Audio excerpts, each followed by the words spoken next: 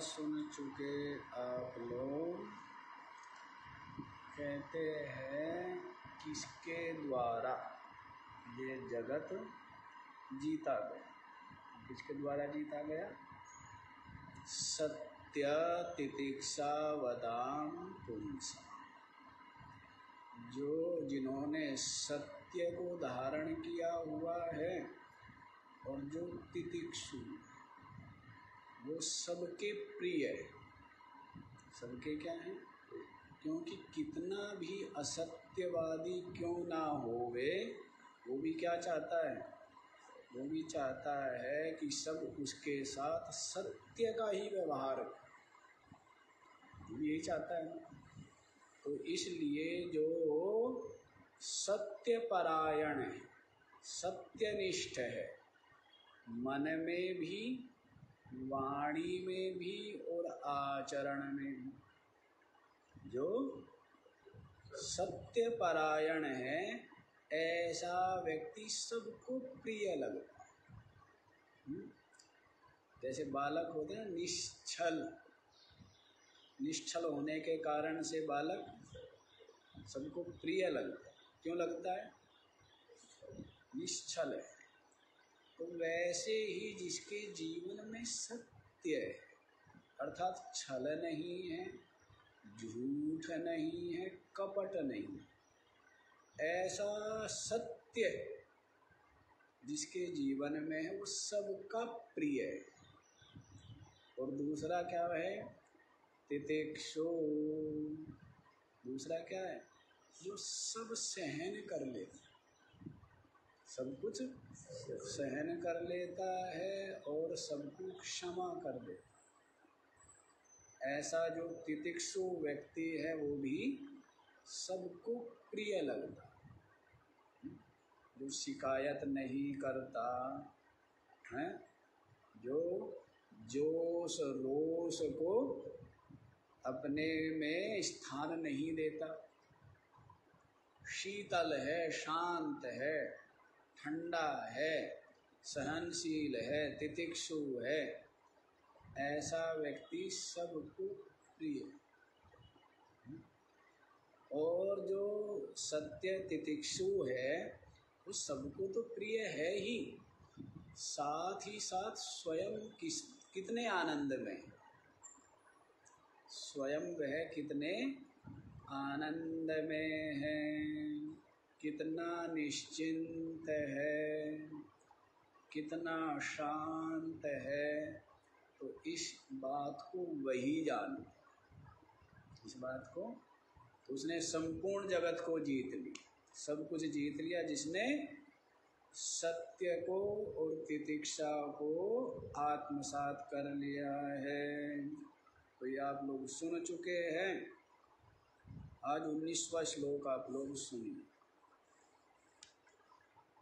कस्मै नमांसि देवाः कुर्वन्ति दया प्रधानाय कस्मादुद्वेगः स्यात् संसारारण्यतः सुधियः। यही है ना? कस्मै नमांसि देवाः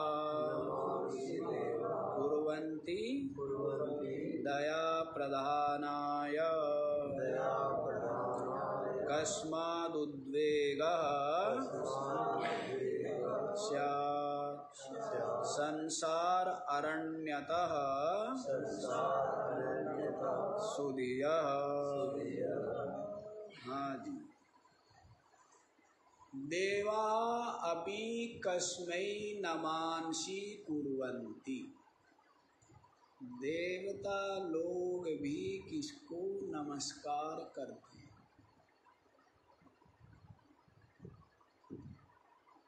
क्या पूछा है? मनुष्यों की तो छोड़ ही दीजिए, देवता लोग भी किसको नमस्कार करते, ये पूछा। तो दया प्रधानाय, उत्तर क्या है? जिसके हृदय में जीव मात्र के प्रति दया का, करुणा का भाव है, देवता लोग भी उसको, देवता भी क्या करते हैं, इसीलिए कहा है दया धर्म का, बोलो जोर से,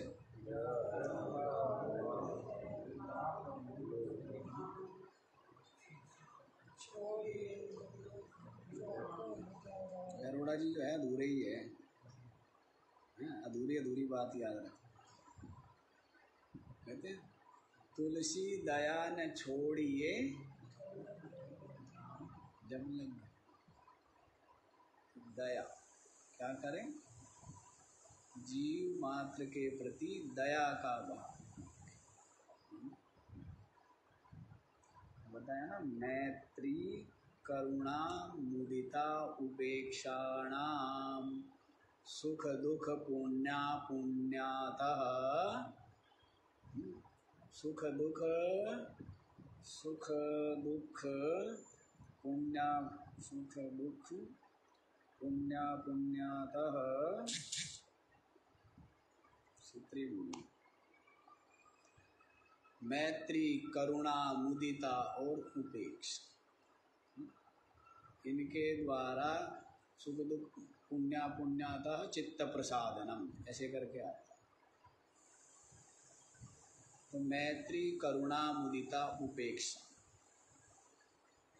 सज्जनों के साथ में क्या करें, मैत्री करें। जो बेचारे विपत्ति में हैं, मैत्री उनके ऊपर क्या करें, करुणा करें। जो दीन है, गरीब है, उनके ऊपर करुणा। और जो शुभ कर्म पर, सन्मार्ग पर चल रहे हैं, धर्म के मार्ग पर बढ़ रहे हैं, साधना के मार्ग पर, उनको देख करके प्रसन्न होना चाहिए, मुदिता, क्या होना चाहिए, और उपेक्षा भी करनी चाहिए। किनकी, जो पाप कर्म में प्रवृत्त है, उनकी क्या कर दें, देखे नहीं उसको, क्या कर दें। ये ऐसे सुंदर हथियार कहूँ, अब हथियार तो सुंदर होता नहीं है, इसलिए हथियार कहना ठीक नहीं है। हथियार तो कोई सुंदर नहीं होता ना, है। ये ऐसे सुंदर साधन हैं कि चित्त प्रसाद रहता, चित्त क्या रहता है, प्रसन्न रहता। मित्रता करो जो सुखी लोग हैं, और जो दुखी है उन पर करुणा करो, और जो पुण्य मार्ग पर लगे हुए उनको देख करके प्रसन्न होवो, और जो पाप के मार्ग पर लग रहे हैं देखो मत, उपेक्षा करो, है ना, ऐसा। तो ये चित्त के प्रसन्नता के लिए, इससे क्या रहेगा, आपका चित्त हर समय प्रसन्न रहेगा, ना किसी से द्वेष, ना ईर्षा, ना राग, ना विरोध। चित्त प्रसन्न रहने की युक्ति है। और यहाँ पर तो दया को ही, करुणा को ही विशेष महत्व दे रहे हैं कि जो जिसका हृदय दया प्रधान।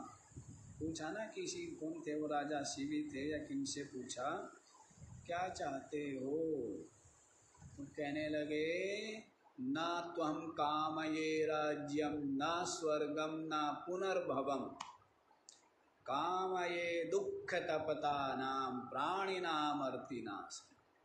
आप क्या चाहते हो, ना त्वं कामये राज्यम, मुझे राज्य नहीं चाहिए, ना स्वर्गम, स्वर्ग भी नहीं चाहिए, ना पुनर्भवम, मोक्ष भी नहीं चाहिए। तो क्या चाहिए, कामये दुख तपता नाम प्राणी नाम, जो दुख में तप्त है प्राणी, उनकी अर्तिनाशनम, उनका जो भी दुख है उनका नाश हो जाए, और उनके सारे दुख मुझे प्राप्त हो। उनके स्थान पर मैं बोलूँ। ऐसे ऐसे विशाल हृदय, ऐसी करुणा। अब आप स्वार्थ के जिस संसार में रहते हैं, कोई मेल है क्या? कोई मेल है?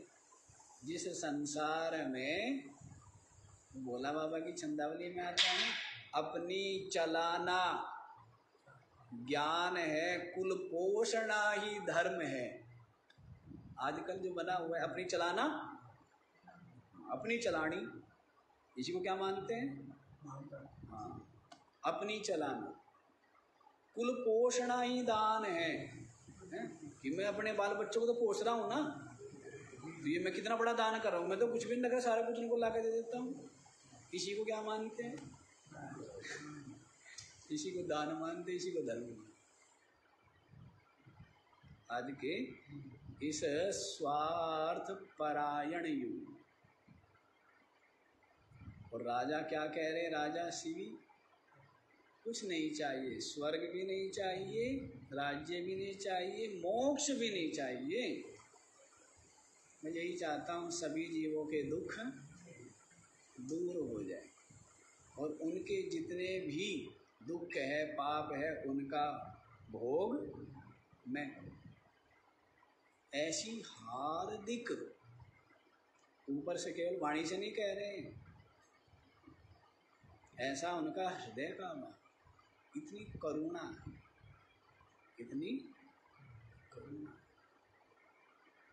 अब आप सोचिए कितना, जब आपके हृदय में करुणा का भाव आ जाए ना, उस दिन समझ लेना कि आपका हृदय निर्मल। उससे पहले जब जीव मात्र के दुख आपको अपने प्रतीत होने लगे, तब आप समझ लेना कि आपका हृदय निर्मल हुआ है, उससे पूर्व नहीं। और जब तक हृदय निर्मल भी नहीं होगा तो वैराग्य तो होगा ही नहीं। तो उससे पहले जो वैराग्य है वो वैराग्य भी नहीं होगा। सबके प्रति करुणा का भाव, जीव मात्र सुखी हो जाए, सबके दुख दूर हो जाए, सबके रोग नष्ट हो जाए, ऐसा हृदय में भाव। इसलिए इसी को तो कह रहे हैं, देवापि तस्मै नमांसि कुर्वन्ति। देवता भी उसको नमस्कार करते हैं जिसका हृदय दया से भरा, जिसका हृदय दया से निर्मल हृदय है, विशुद्ध अंतःकरण है उसका, जिसके हृदय में क्या है? तुलसीदास ने कह दिया कि दया तो धर्म का मूल है, और जब तक प्राण है तब तक दया। इसको सब पर दया, अपने से यथा योग्य जो भी सहयोग बनता है वो करें। अब ये सब अवस्थाएं, ये सब अवस्थाएं हैं और आत्म उद्धार के लिए ही है। इसके लिए आत्म उद्धार के लिए ही है, क्योंकि इन सब के करने से हृदय तो निर्मल होता ही है, विवेक और वैराग्य भी जगता है। एक तो स्वार्थ से निकल गए आप, और स्वार्थ से क्या निकले आप? कपट, द्वेष, सारे पाप से निकल गए। जब दूसरों के, सबके प्रति दया का भाव होगा तब आप केवल स्वार्थ से नहीं निकले, मोह, लोभ, सब से निकल गए आप। जब दया का भाव, केवल दया के कारण स्वार्थ, लोभ, मोह, द्वेष, इन सब और विविध जो पाप आचरण करते हैं उन सब से निकल जाए, ये हो गया। फिर विवेक जगता है, रजोगुण भी निवृत्त हो जाए और विवेक जगता है और वैराग्य जगता है। और विवेक वैराग्य ही तो पूंजी है। संपत्ति क्या है? अध्यात्म मार्ग के पथिक के लिए विवेक वैराग्य ही धन है, और विवेक वैराग्य धन जिसके पास नहीं है वो इस मार्ग में कुछ भी प्राप्त नहीं कर। इसलिए सब किससे हुआ? दया से। सेवा किससे होगी? दया से। रजोगुण किससे मिटेगा? दया से। सारे छल छिद्र किससे मिटेंगे? दया से। इसलिए दया प्रधान जो है देवता भी नमस्कार करते हैं। कितनी सुंदर बात है, हैं? फिर पूछ रहे कस्माद् उद्वेगः स्यात्, किस से क्या होना चाहिए? उद्वेग को प्राप्त करना चाहिए। किस से? एक बार देख लेते हैं। कस्माद् उद्वेगः स्यात् संसार अरण्यतः सुखिया। किस से उद्वेग करना चाहिए? किस से? उद्वेग माने उद्विग्न माने दुखी। किस से दुखी होना चाहिए? तो कहते हैं बुद्धिमान को संसार अरण्यतः, संसार जंगल से जो बुद्धिमान है वो उद्विग्न हो जाता है। क्या हो जाता है? थकते नहीं हो क्या? रोज वही रोज वही रोज वही, हैं? और मरने के बाद फिर वही और फिर वही और फिर वही। पुनरपि जननम पुनरपि पुनरपि पुनरपि पुनरपि पुनरपि, ये चलता रहता है रोज रोज, हैं? रोज रोज कहते दांत घिसो, हैं? रोज रोज का काम है ना, या कभी कभार से कभी कभार हो गए चलो तब भी काम चले।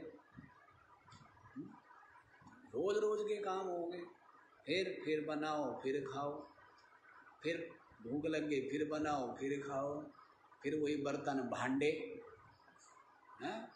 कितने कितने काम बढ़ा रखे हैं। घर ऐसा बना लेते हैं सारा का सारा समय बर्बाद करते केवल सफाई करने में। पहले लोग बुद्धिमान थे, ऐसा घर बनाते थे थोड़ी देर में हो जाए सफाई। अब तो कई चीज़ें तो ला ला के ऐसे रखते खाली दिखाने के लिए, तो क्या बोलते हैं उनको? डेकोरेशन के वो जो चीज़ें होते हैं, वो गमले छोटे छोटे रूम में वे पौधे ला के रखते हैं, कुछ प्लास्टिक के कुछ वैसे, हैं? और कई जगह वो पियानो रखेंगे, कई जगह तबला रखेंगे, कोई मतलब नहीं है पर वो रखेंगे। झाड़ेगा कौन उनको? क्यों जी? वो झड़ते नहीं है किसी के भी, ठीक है ना? फिर आप कहोगे कि जी झड़ते हैं, हमें झाड़ते हैं, क्यों? मैं देख के नहीं आया हूँ, मेरे को नहीं पता है कि झड़ते हैं नहीं झड़ते हैं। नहीं पता है ना तुम्हारे घरों में, सबके घरों का नहीं पता मेरे को। मेरे को पता है ज़्यादा, आप लोगों को तो उतना पता। आप लोगों को फुर्सत कहाँ है? फुर्सत है महिलाओं को तो फुर्सत सजने धजने और दूसरी चीज़ों से नहीं है। आदमी को फुर्सत जो है बेचारे को वो मीटिंग ऑफिस उसमें दौड़ने से नहीं है। फुर्सत किसको? बाबा जी को। हमें क्या? हमें फुर्सत ही फुर्सत है। तो पता तो हमें लगता है ना कि झड़े या नहीं झड़े हैं, या साफ हुए या नहीं हुए, वो तो ला के टांग दिए बस। कईयों को तो मेरे को बताना पड़ता है, भाई अरे कहीं बस दिवाली पे ही साफ होते हैं। कहने का भाव है ऐसे ऐसे कृत्य कर लेते हैं ना, इतना उलझे रहते हैं, इसमें उलझे रहते हैं, समय व्यर्थ नष्ट होता। तो ये जो संसार है ना, ये संसार अरण्य बड़ा ही बीहड़ जंगल है, और इसमें सबके सब सुख दुख समस्या विपत्ति यही अनुभव कर रहे। सबके सब क्या है? समस्याओं से दबे जा रहे हैं। समस्याओं से कभी और शरीर की न्यारी है, कभी आँख की, कभी नाक की, कभी दांत की, हैं कुछ न कुछ लगी रहती है, नहीं लगी रहती है।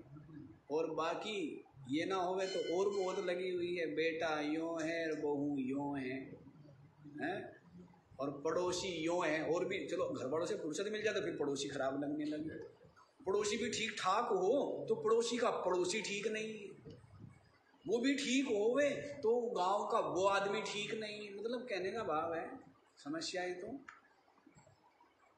ढूंढ लेगी ना आपकी नजरें क्या ढूंढ लेती है, वो क्योंकि आदत पड़ गई कि बिना बोझे तो मैं कैसे रहूँगा, एक आदत पड़ जाती है ना।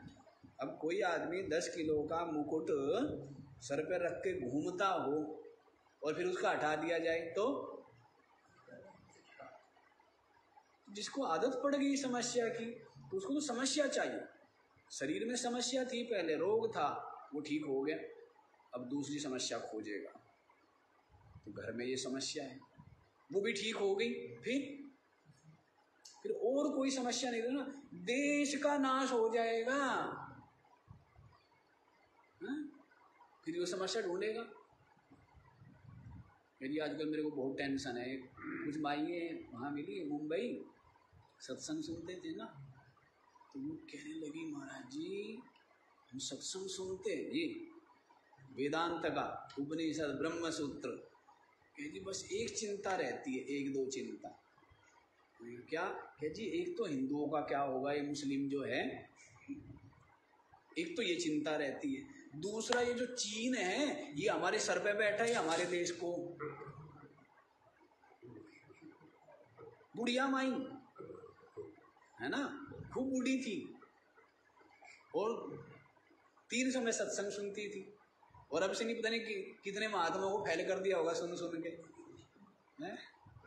फैल तो हमें भी कर ही दिया होगा पता नहीं कितने बड़े बड़े महात्माओं को कब से सुन रही है बुढ़िया, उनको सबको फैल कर दिया। खुद तो फैल नहीं हुआ करते गृहस्थी, ये महात्मा ही फैल होते हैं, है ना। तो कहने लगी जी 2 चिंता है, बस मेरी ये 2 चिंता दूर आप कर दो तो फिर मैं पूरी की पूरी आत्मज्ञान में लग जाऊंगी और पूरी की पूरी बस अपनी आत्मा का अनुभव कर लूँगी। फिर ज़्यादा हमारी भी समझाने की आदत नहीं है, हम कोई सोचते हैं कि कोई बोझा ले के राजी है, मैंने कहा रखो कोई बात क्यों, क्योंकि हमने बहुत प्रयास करके देखे हुए हैं ना, तो अब हम प्रयास बिल्कुल नहीं करते हैं, क्योंकि हम प्रयास इतना कर चुके हैं। कोई कहे कि उसको नहीं बदला जा सकता, हमने कहा हम बदल देंगे, लेकिन सब कर चुके हैं, इसलिए अब हम कहते हैं कोई ना हमें बदलने की जरूरत नहीं भाई किसी को। अब तो हम खुद ही कह देते कि हमें किसी को बदलने की जरूरत, हाँ जिसकी जैसी राजी हो, जैसे मन करे वैसा, हमें क्या जरूरत है बदलने की। बदलते हम किसी को नहीं बदलते। क्यों? जो अपने आप को बदल लेता है तो उसको किसी को बदलने की आवश्यकता रहती है क्या? नहीं रहती। तो फिर मैंने ज़्यादा कुछ तो नहीं कहा, पर थोड़ा सा ज़रूर कहा कि हाँ ये तो यूँ ही चलता रहता है। समझाया होगा थोड़ा, मेरे को ज़्यादा स्मरण नहीं है, लेकिन समझाने के बाद वही ज़रूर कहने लगी जी अब मैं निश्चिंत हो गई।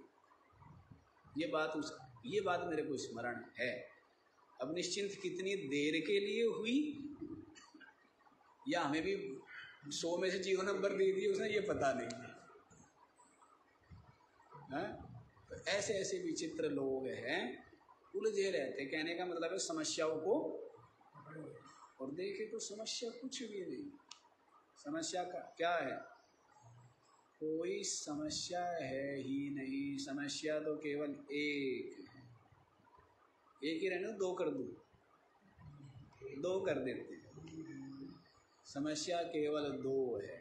एक तो है संसार की आसक्ति और दूसरा है आपका अज्ञान। बस इसके अलावा और कोई समस्या नहीं।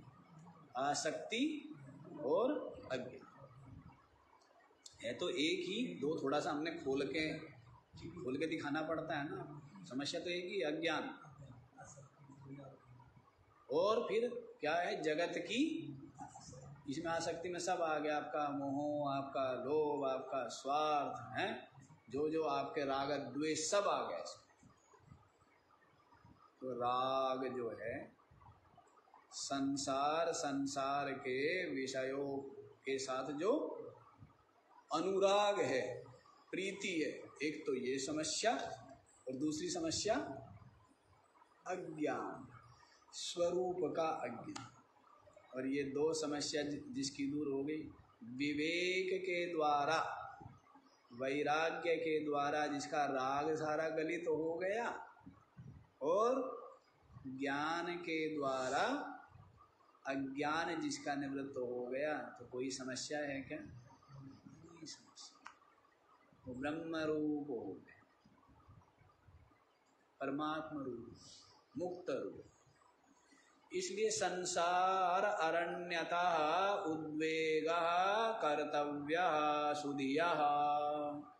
बुद्धिमान को संसार जंगल से, जंगल है, जंगल भी बड़ा बीहड़ जंगल, घनघोर जंगल, जिसमें क्या है, हिंसक जीव निवास करते, ऐसा है संसार।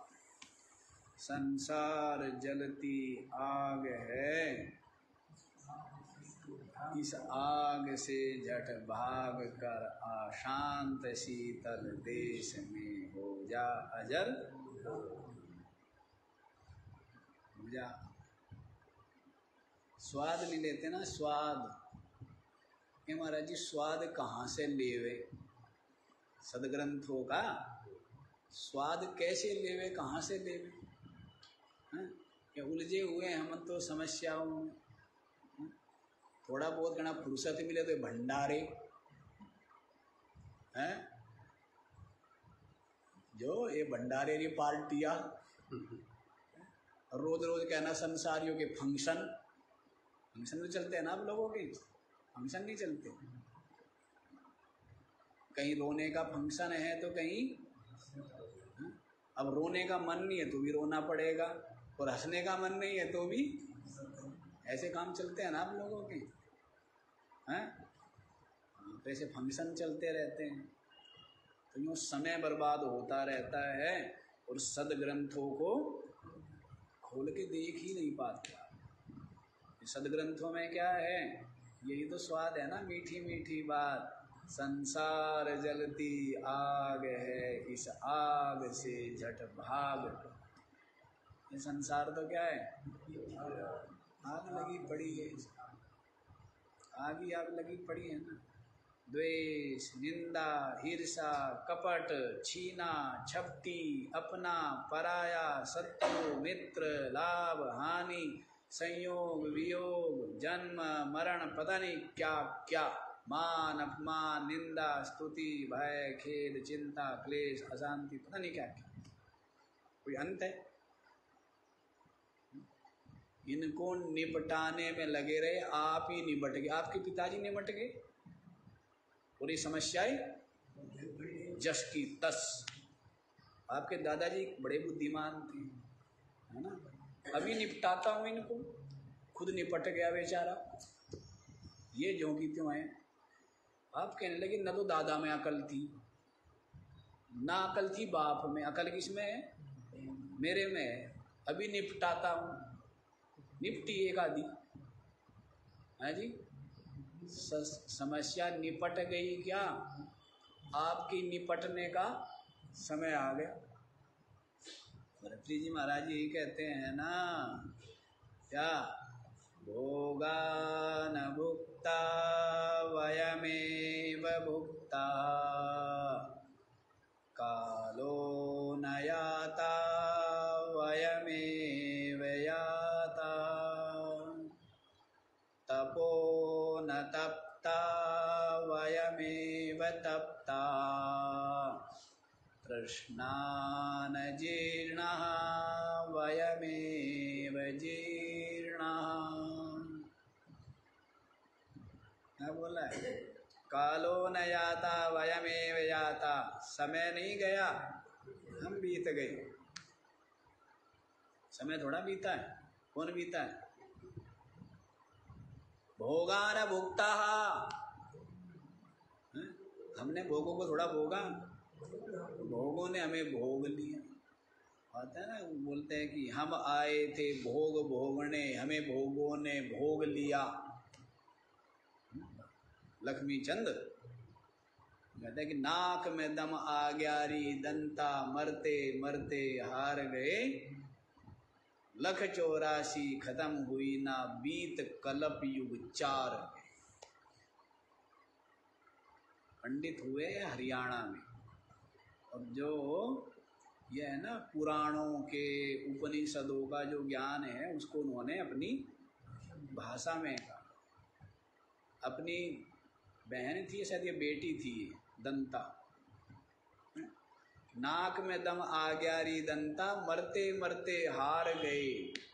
पता नहीं कितने बार मरते ही मरते रहे, कभी मक्खी बने, मच्छर बने, पता नहीं क्या क्या।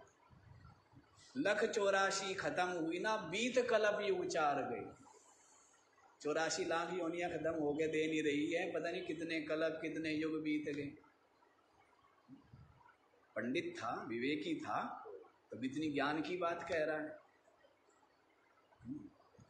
वही जानता है विचारवान, और वही इस पीड़ा को अनुभव करता। विचारवान कोई पीड़ा है ना, संसारी तो मस्त है, सुखिया सब संसार खावे और सोवे, और दुखिया दास कबीर जागे और रोवे।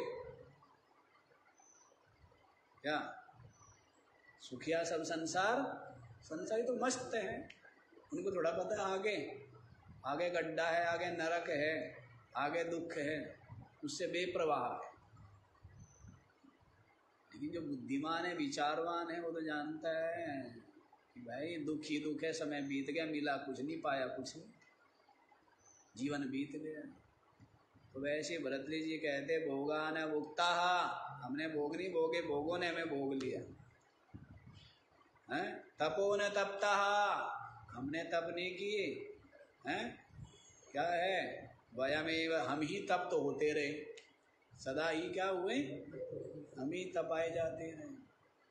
तृष्णा न जीर्णा वयमेव जीर्णा, बुढ़ी हो गई बुढ़ी, कौन बुढ़ी हो गई, तृष्णा बुढ़ी हुई क्या, कहते तृष्णा न जीर्णा, तृष्णा बुढ़ी नहीं हुई है, कहते हम बुढ़े हो गए। भरतरी हरि जी महाराज। तो वैसे ही ये संसार जंगल ऐसा है, इस समस्याओं से भरा हुआ, दुख का जल ही तो भरा हुआ है ना इसमें। जैसे समुद्र में क्या होता है, जल ही जल, वैसे ही संसार में क्या भरा है, दुख का जल भरा। तो क्या मिलेगा, दुख ही दुख मिलेगा। हाँ जी, सारी समाधि ही लगनी होती है क्या, है ना बाबा जी। तो दुख का जल भरा हुआ है, इसलिए जो सुधिया बुद्धिमान है, संसार अरण्यतः उद्वेगः कर्तव्यः, इस संसार जंगल से क्या हो जाए, उद्विग्न हो जाए, दुखी हो जाए। और जो दुख का अनुभव करता है वही सुख की खोज में निकलता है, और बाकी दुनिया तो संसार में ही उलझ रहती है। जो दुख का अनुभव कर लिया है कि दुख जन्म दुखम, जरा दुखम, मृत्यु दुखम, पुनः पुनः संसार सागरे दुखम, तस्माद् जागृहि जागृहि, दुखी दुख तो है, जन्म मृत्यु जरा व्याधि दुख दोषानुदर्शनम, गीता जी में सुना है ना आप लोग, हैं? जन्म मृत्यु जरा व्याधि दुख दोष, दुख दोष है ना, जन्म दुख दोष, जरा दुख दोष, व्याधि दुख दोष और मृत्यु दुख दोष। क्या है, सबके सब दुख इस दोष से युक्त है, जन्म भी, जरा भी, व्याधि भी और मृत्यु भी, सबके सब दुख इस दोष से संयुक्त है। इसलिए जो विचारवान है वो क्या करता है, जग जाता है और इस संसार जंगल से खेद का अनुभव करता हुआ किसी सत्य और नित्य तत्व को खोजता है। इसलिए उद्वेग करना चाहिए। संसार जंगल से इसमें फंसना, इसके जो विषय है ना, संसार के जो भोग है, संसार के जो विविध आकर्षण है, जिनमें जीव क्या रहता है, लुब्ध रहता है, मोहित रहता है, और इसमें अपना अनमोल मनुष्य जीवन गंवा देता है। इसीलिए कह रहे कि बुद्धिमान को ये संसार के सब सुख भोग अंत में क्लेश और दुख प्रद ही है। आज्ञाकारी पुत्र, अब मरणासन्न है बूढ़ा, बेटा बहुत आज्ञाकारी, अब बूढ़ा क्या है, अब उसको कितना दुख है, इतना आज्ञाकारी है, इतना प्रेम करने वाला, इतना प्यारा, और उसको कितना दुख हो, परिणाम में दुखप्रद ही है ना। और आज्ञाकारी न होवे तो सुख रहता है। आशा की थी पता नहीं क्या क्या, आशा करके तो करते आप लोग बड़े चालाक हो। एक मकान भी बनाते हो ना तो आशा करके ही बनाते हो, नहीं बनाते हो हैं? तो जिस संतान को पैदा किया, पाला पोसा, उससे आशा नहीं करते आप लोग हैं? आशा करते हो ना, सब कुछ दिया उसको, अपने मुंह में से भी निकाल करके दिया है? बड़े चालाक हो ना, आशा करते हो उससे, बहुत आशाएं रहती हैं। अब वे आशाएं ना पूरी होवे तब, और आशा पूरी हो रही हो तो आशाओं का कोई अंत भी नहीं है, और आशाओं का अंत भी होवे तो शरीर का तो अंत है ही है। विचार करने पर सबका सब अनुकूल हो चाहे प्रतिकूल हो, सबका सब दुख रूप ही है, एक विवेक के अतिरिक्त, एक अपनी आत्मा के अतिरिक्त सबका सब दुख रूप। इसलिए संसार अरण्य से उद्वेग करो, ठीक है। चलो अब आगे वाला भी देख लो, 20वां श्लोक। कस्य वशे प्राणिगणः सत्य प्रिय भाषिणो विनीतस्य क्व स्थातव्यं न्याये पथि दृष्टा दृष्टलाभाढ्ये। कस्य वशे प्राणिगणः सत्य प्रिय भाषिणः विनीतस्य क्व स्थातव्यं न्याये पथि दृष्टा दृष्टलाभाढ्ये। कस्य वशे प्राणिगणः, बोलते हैं ना वशीकरण यह मंत्र है, तज दे वचन कठोर। तुलसी मीठे वचन से, क्या बोला है?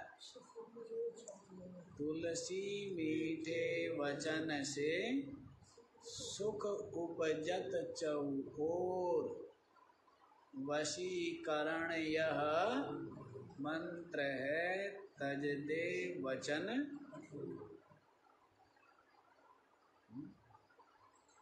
वश में करना है ना किसी को, क्या बोला है? पहले तो बोला है मीठे वचन से सुख उपजत चहु।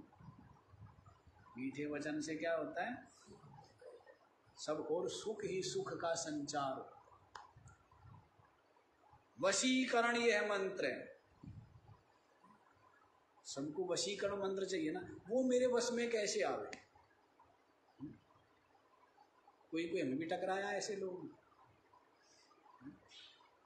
जबकि हमारा मंत्र से कोई मतलब नहीं है, पर हमें भी टकरा गए कि महाराज जी कुछ ऐसा मंत्र दे दो जिससे कि जो मेरा बेटा है ना वो क्या हो जाए, मेरे वश में हो जाए, जैसे मैं चाहूं वैसा चले। अब उसको ये पता नहीं तो किससे पूछ रहा है, अनपढ़ से पूछ रहा है उस विषय की। हम क्या है, अनपढ़ है। वो पढ़ाई हमारी है ही नहीं, अनपढ़ है ना उस विषय की, कोई मतलब ही नहीं हमें इन बातों में। हमारा तो यही भाई समझाना, प्रेम रखना, उससे ही क्या हो जाएगा। पता तुलसीदास को भी नहीं था, मेरे को नहीं, तुलसीदास को भी नहीं पता था। वो भी, उन्होंने भी मेरे वाले उत्तर दिया क्या, वशीकरण यह मंत्र है तज दे वचन। किसी को वश में करना हो, मीठा बोल, प्रिय बोल, सत्य बोल, हैं तो क्या होते हैं सब उसमें। एक व्यक्ति हमें कहने लगा, महाराज जी जो किसी की नहीं मानता ना वो आपकी मान लेता। एक कहने लगा ऐसा, मैंने कहा भाई क्यों मान लेता है मेरी?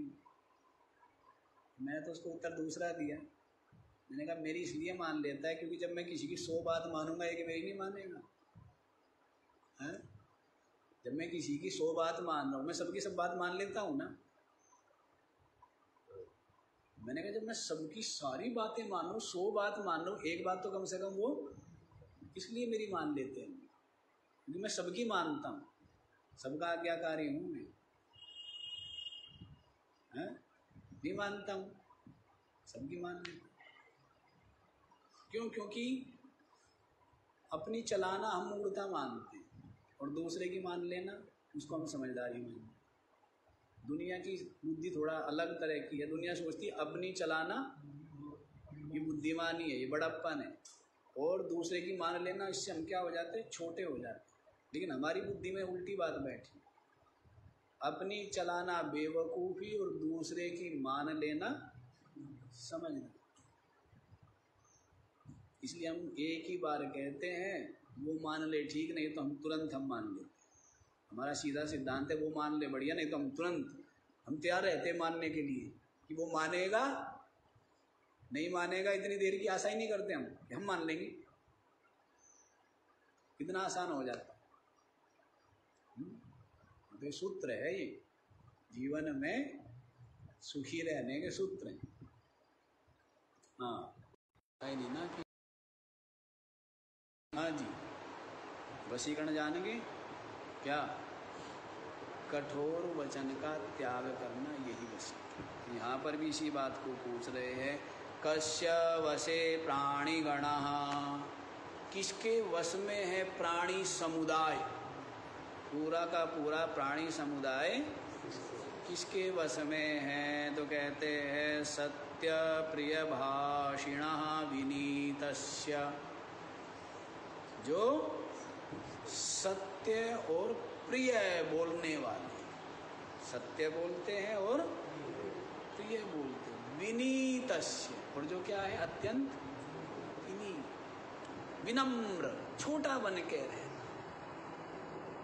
ऐसा है ना, दिल जीत लेते हैं ना जो छोटा बन के रहते हैं, आपने भी देखे होंगे, वो आपका दिल जीत लेते हैं ना, नहीं जीत लेते हैं। कई कई लोग ऐसे विनम्र, इतने सरल, और जो अहंकारी है उसको कोई चाहता है क्या? कोई नहीं चाहता है। तो इसलिए जो सत्य और प्रिय भाषण करता है और जो विनीत है, अभी विनीत की व्याख्या मैं इसलिए ज़्यादा नहीं कर रहा हूँ क्योंकि मैं विनीत रहा नहीं। हाँ, अब क्यों नहीं रहा हूँ या विनीत हूँ या नहीं हूँ एक अलग विषय, वो आप लोग उतना नहीं समझ पाओगे व्यापक। पर विनीत इसकी थोड़ी सी हम कमी मान सकते हैं क्योंकि सब जगह विनीत नहीं हो पाए। जहाँ पर ज्ञान, जहाँ पर तप, जहाँ पर साधना, जहाँ पर संयम देखे वहीं पर विनीत होने का स्वभाव रहा। सब जगह विनीत होने का स्वभाव नहीं रहा। पर विनीत सबको प्रिय लगता है, नहीं लगता है? जो छोटा बन के रहता है, विनम्र होकर रहता है, झुक के रहता है, वो सबको प्रिय लगता है। कई महात्माओं को हमने देखा बहुत बहुत विनीत, बहुत बहुत सरल था। हमारे में उतना नहीं रहा है विनय भाव। विनय भाव उतना नहीं रहा है और जहाँ रहना चाहिए वहाँ रहा है। अब दुष्टों के साथ में विनीत होना वो भी ठीक नहीं है क्योंकि कहीं ना कहीं दुष्टों के साथ में आप विनीत हो रहे हैं तो कुछ ना कुछ आपका स्वार्थ है। इसका मतलब स्वार्थ के कारण ही तो खल के सामने विनीत कब होता है व्यक्ति? हैं? जब स्वार्थ हो। सज्जनों के सामने विनीत होना, अब जैसे रावण के दरबार में भी है विनयशील, तो सबके सब क्या है? स्वार्थी है ना। इसलिए विनीत होना वो हमें ठीक नहीं लगा। विनीत इसलिए नहीं रहे हम क्योंकि किसी को यूँ ना लगे कि स्वार्थ, इसलिए विनय की थोड़ी, सब जगह विनय का प्रदर्शन, हाँ जहाँ विनय का प्रदर्शन करना चाहिए, विद्वान ज्ञानी तपस्वी महात्मा, जहाँ पर, अब जैसे मान लीजिए नेता है कोई, अब नेता के सामने हम विनीत नहीं हो सकते, नहीं हो सकते क्योंकि नेता के साथ में विनीत होने का मतलब क्या है कि कुछ ना कुछ आप स्वार्थ होगा ना। हाँ, संतों के सामने विनीत ना होवे वो अविनय, वो गलत है। पर आप सोचे कि नेताओं के सामने विनीत रहे हैं, वो ठीक, या और दुष्टों के सामने विनीत रहे तो वो विनय विनय नहीं कहलाएगा, वो कहीं ना कहीं आपका स्वार्थ यही कहलाएगा ना, कायरता यही कहलाएगी। वो विनय नहीं रहा। संतों के सामने विनय होना चाहिए, तपस्वियों के सामने विनय, तो विनीत होना चाहिए। तो वैसे विनीत, हमने कई लोगों को देखा कि बड़े विनीत सब जगह रह जाते हैं, सब जगह विनयशील रह पाते हैं, लेकिन हमारे अंदर थोड़ा शुरू से ही रहा है साधुता वाला और कुछ कुछ तप वाला, पुरुषार्थ वाला, वो शुरू से ही रहा है पढ़ते समय से। तो इसलिए हम ज़्यादा विनयशील नहीं रहे। जो पथ भ्रष्ट है, जो सत्य भ्रष्ट है, ऐसे लोगों के साथ नहीं रह पाए, लेकिन विनीत होना चाहिए। ठीक है, स्वार्थ साधक वो विनीत नहीं होगा, वो तो चापलूसी हुआ। क्या हुआ? वो विनीत हुआ, चापलूस हुआ। अच्छा जी, मिल गया उत्तर। किसके वश में प्राणी गण हैं? क्या उत्तर मिला है? सत्य प्रिय बोलने वाले के और विनीत। क्व स्थातव्यम, कहाँ पर स्थित होना चाहिए, ठहरना चाहिए। अपने मन को, अपनी इंद्रिया को, अपने वाणी को कहाँ पर टिकाना चाहिए? तो कहते हैं न्याये पथि।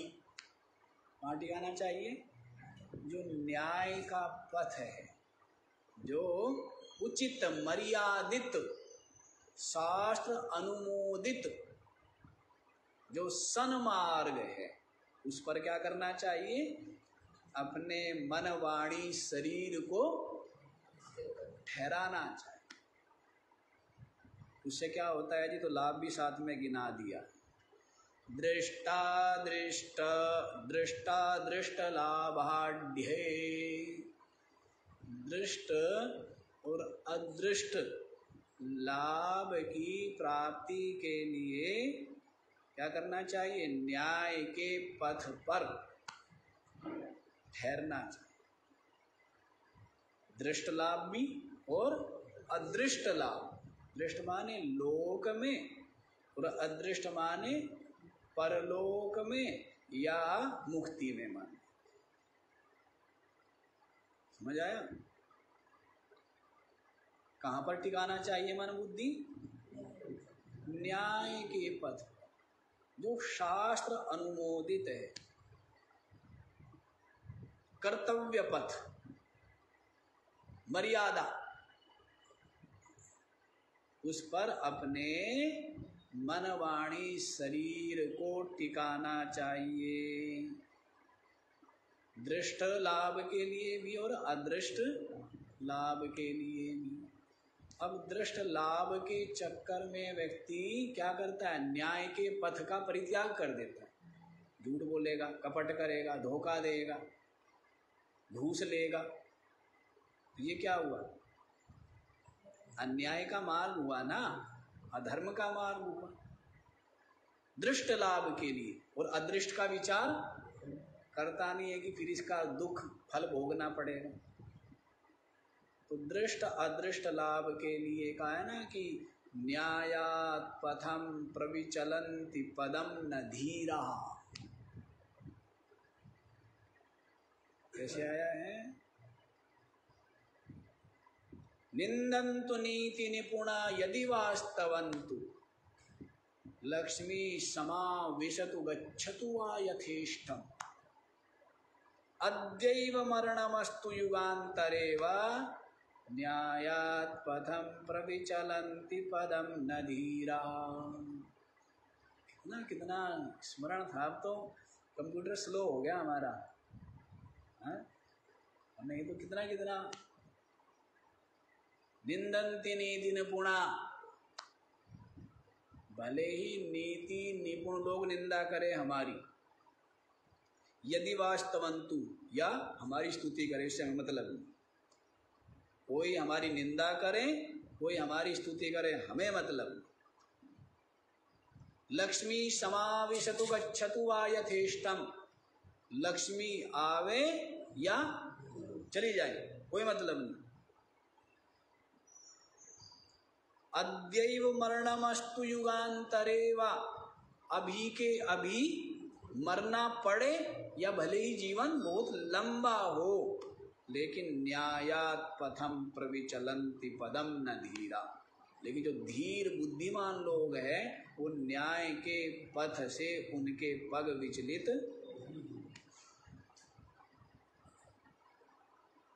दुनिया कहाँ पहुंच गई है उसे क्या मतलब? अधर्म के मार्ग पर, स्वार्थ के मार्ग पर चल के, और उन कहाँ से कहाँ, इससे मतलब क्या है? इसका कोई औचित्य है क्या? औचित्य किसका है? औचित्य है मर्यादा का, औचित्य है धर्म पालन का, औचित्य है सत्यनिष्ठ होने, इसका औचित्य है ना। बाकी चीजों का क्या औचित्य है? कोई जिसकी मर्जी निंदा करें, अब सबके पास लेते फिरे क्या कि भाई आप क्यों निंदा कर रहे हो, हमारी मर्जी है। कोई स्तुति करे, उनकी मर्जी है। लक्ष्मी आए हैं या जाए, करना क्या है? व्यक्ति जिसने धर्म को कमाना है ना, किसको कमाना है? धर्म को कमाना है, सत्य को कमाया है, जिसने परमात्म प्राप्ति के मार्ग पर आगे बढ़ना है, तो वो किसको कमाएगा? धर्म को, सत्य को कमाएगा ना। बहुत से लोग जो है धर्म और सत्य को नहीं कमाते, किसको कमाते? धन तो खूब कमाया लेकिन सत्य नहीं कमाया, धर्म नहीं कमाया। तो फिर क्या कमाए? साथ में तो क्या जाएगा? धन जाएगा, धर्म जाएगा, हैं? इसलिए लक्ष्मी आए या मर्जी है, करना भी क्या है? करना क्या है? 2 रोटी बिना लक्ष्मी की भी मिल जाती है, नहीं मिल जाती, वो प्रारब्ध से मिलती है ना। और अद्यैव मरणामस्तु, या अभी मरना हो चाहे युग तक जिए, लेकिन न्याय के पथ का परित्याग। अब आज के लोगों को ये उपदेश देते, उनको पता नहीं उपदेश सुनते हुए शर्म आती है या नहीं आती है, पर हमें उपदेश देते हुए भी कुछ कुछ शर्म आती है। और शर्म क्या आती है? साहस ही नहीं जुटा पाते उपदेश देने, साहस नहीं जुटा पाते हैं। सत्य कह रहा हूँ, मैं बोलने का साहस नहीं जुटा पाता। आप लोग समझते होंगे कि मेरे लिए बोलना कितना आसान, हमें तो हमें पता है ना कि बोलना हमारे लिए कितना कठिन है। ऐसा नहीं है, साहस ही नहीं जुटा पाते हैं। इतने ऐसे बहिर्मुखी, संसारी, रागी, हैं, स्वार्थी लोगों को उपदेश देना व्यर्थ है ना। वो तो ऐसा ही है जैसे कि आप राख में क्या डाल रहे हो? घी डाल रहे हो।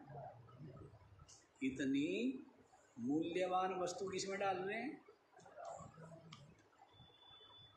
तो हम नहीं जुटा पाते हैं साहस, बड़ी हिम्मत करनी पड़ती है। ऐसे लोगों को जो आज वातावरण बना, लेकिन यही सोच करके कि कुछ लोग ही सही जो बच सके, बचना चाहिए, संस्कार बने रहे, ऐसे सदसंस्कार बने रहे,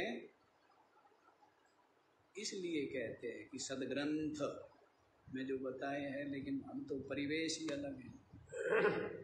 आज ये तो समझ गए, न्याय के पथ पर अडिग रहना चाहिए, ठहरना चाहिए, लौकिक लाभ के लिए भी, अलौकिक लाभ के लिए, लौकिक लाभ के लिए या अलौकिक लाभ के लिए न्याय के पथ का परित्याग।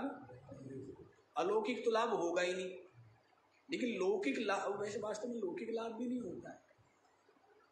अब बहुत से लोग हैं, धन का संग्रह कर लिया गलत मार्ग से, वो सुख ले पाते हैं क्या? उसका सुख भी कौन ले पाता है? उस धन का वही ले पाता है ना जिसने ईमानदारी से कमाया, परिश्रम से कमाया।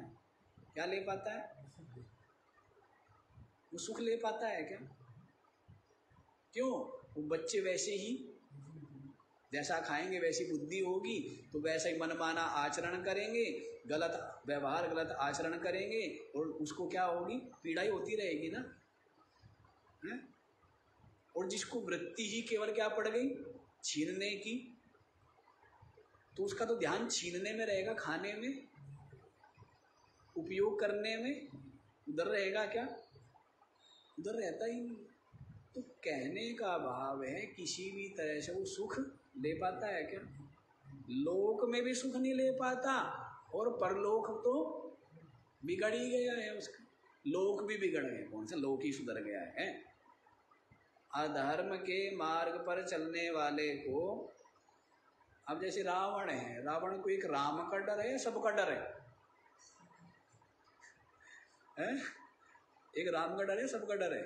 सबका डर है नहीं? कोई खड़ा ना हो जाए, ताकतवर कोई कहीं से आ ना जाए, पैदा ना हो जाए, सबका डर है ना। क्यों? जो गलत मार्ग पर है उसको कहाँ? राजा लोग बेचारे ऐसे सोते थे, आपने देखी उनकी खाट हैं, इतने डरते डरते सोते थे। और मुगलों में तो ये है कि खुद का बेटा ही क्या कर दे, मार ना दे, या मुस्लिमों में राजाओं को बंदी बना लिया ना, अपने बाप को ही। राजा लोग ऐसे सोते थे, पैर लटकते रहते थे, तलवार लेके सोते थे कि रात को कोई बांध भी देना। उनकी खुद की रानियां, किसी पर भरोसा नहीं था। वो जैसे हिटलर आदि का सुनते, किसी पर भरोसा नहीं। दिन में सोता था बेचारा, इसलिए 11-12 बजे से कुछ समय था उसका, ऐसे समय में सोता था वो। इतना डरना पड़ता है, गलत काम करने वाला तो डरना पड़ेगा ही। तो ऐसे सोते थे कि रात को रानी आदि, कोई रानी या कोई भी अपना पुत्र या कोई बांधना दे तो कम से कम बांध देंगे ना तो खड़ा हो जाएंगे। पैर लटका के सोते थे। आपने देखी नहीं शायद उनकी खाटें, हमने देखी। हाँ, जैसे आपकी वो कुर्सी सी नहीं होती क्या, वो वैसी। वो पैर फैला के नहीं सोते थे, तो कम से कम खड़े हो जाएंगे और तलवार हाथ में होगी तो हम लड़ भी लेंगे। इस तरह से इतना इतना डर में जीना पड़ता है जो अधर्म के मार्ग पर है, पाप के मार्ग। ऐसा काम करना है क्यों? और जो कि सन्मार्ग पर रहता है वो जंगल में भी क्या करता है? निर्भय होकर विचरता है, निर्भय होकर रहता है। निर्भय होना चाहिए ना, अजात शत्रु होना चाहिए। महात्मा को अजात शत्रु होना चाहिए। इसलिए साधु को किसी की निंदा में उनमें नहीं उलझना चाहिए। निंदा हम भी कर सकते हैं, लेकिन क्यों नहीं करते? साधु को किसी को बैरी नहीं बनाना चाहिए, किसी का बैरी बनना नहीं, किसी को बैरी बनाना नहीं। साधु होना चाहिए अजात शत्रु। साधु के लिए तो सब बराबर है। साधु ना तो हिंदू रहा ना मुस्लिम रहा, चोटी कट गई, यज्ञोपवीत छूट गया तो साधु हिंदू रह गया क्या? वो अलग बात है। साधु को हिंदू मानते वो एक अलग बात है। हिंदू लोग आस्था रखते, लेकिन साधु हिंदू नहीं है, हैं? जो हिंदू का झंडा उठा रहे साधु भी हिंदू। उनसे खुद कहो कि भाई आपकी ना तो चोटी है ना जने हुए, आप किस बात के हिंदू बताओ? साधु से पूछे कोई, पिंडदान वैसे कर दिया, मरा हुआ तू वैसे है, हैं? अग्नि वस्त्र वैसे पहने हुए आग के बीच में खड़ा हुआ है और झंडा ठा रहा है किसका? कि मैं हिंदू हूं। साधु के लिए तो सब समान। साधु के लिए ये जाति पाति भी नहीं होती, ब्राह्मण वैश्य शूद्र क्षत्रिय, साधु के लिए नहीं होता है। आप लोगों के लिए होते होंगे जो होते होंगे, साधु के लिए वही सब जगह वो भिक्षा कर सकता है, सबका खा सकता है, उसके लिए कोई बिल्कुल नियम नहीं है। साधु के लिए सबका परित्याग कर चुका है ना? वही हिंदू का खाना और वही मुस्लिम का खाना साधु के लिए बराबर है। कभी आप ये समझो, तो साधु को वैर विरोध नहीं करना चाहिए। साधु होता है अजात शत्रु, हैं? हाँ, तो ऐसा रहना चाहिए। चलो ये हो गया, न्याय के पथ पर रहिए। समय भी ज़्यादा भाग गया है, इतना ही। ओम पूर्णमद